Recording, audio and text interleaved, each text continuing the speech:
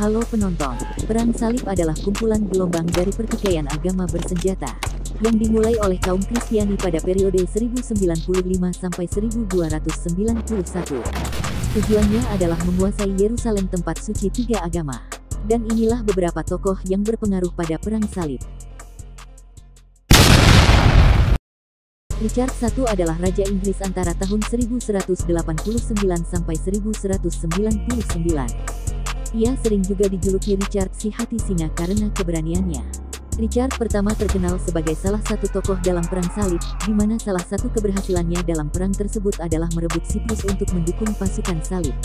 Setelah sampai di Acre, Richard kemudian merebut kota Acre pada tahun 1191 dan kemudian Richard mulai mengarahkan pasukannya untuk menyerbu Yerusalem.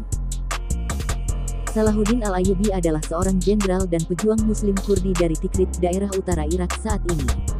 Ia mendirikan dinasti Ayyubiyah di Mesir.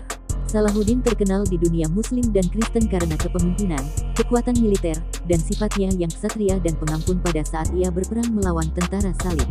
Sultan Salahuddin Al-Ayyubi juga adalah seorang ulama. Ia memberikan catatan kaki dan berbagai macam penjelasan dalam kitab Hadits Abu Dawud. Ia adalah orang yang berhasil menaklukkan Yerusalem.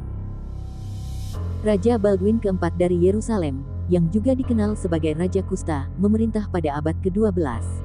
Ia lahir pada tahun 1161 dan naik tahta sebagai Raja Yerusalem pada tahun 1174. Yang membuat Baldwin keempat terkenal adalah bahwa ia menderita penyakit kusta sejak usia yang sangat muda.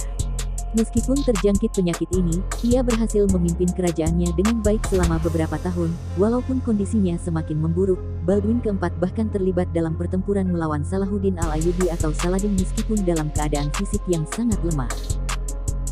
Muhammad Al-Fatih, yang juga dikenal sebagai Mehmed II atau Mehmed the Conqueror, adalah Sultan Utsmaniyah yang terkenal karena menaklukkan Konstantinopel pada tahun 1453. Penaklukan ini mengakhiri Kekaisaran Bizantium dan mengubah kota itu menjadi Istanbul, yang menjadi ibu kota Kekaisaran Utsmaniyah. Pada usia 21 tahun, dia memimpin pasukan besar untuk mengepung Konstantinopel selama beberapa bulan.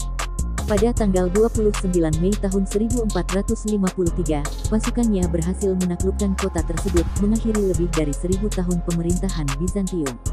Penaklukan ini memiliki dampak besar dalam sejarah dunia, karena membawa akhir dari Kekaisaran Bizantium dan membuka jalan bagi ekspansi Utsmaniyah lebih lanjut.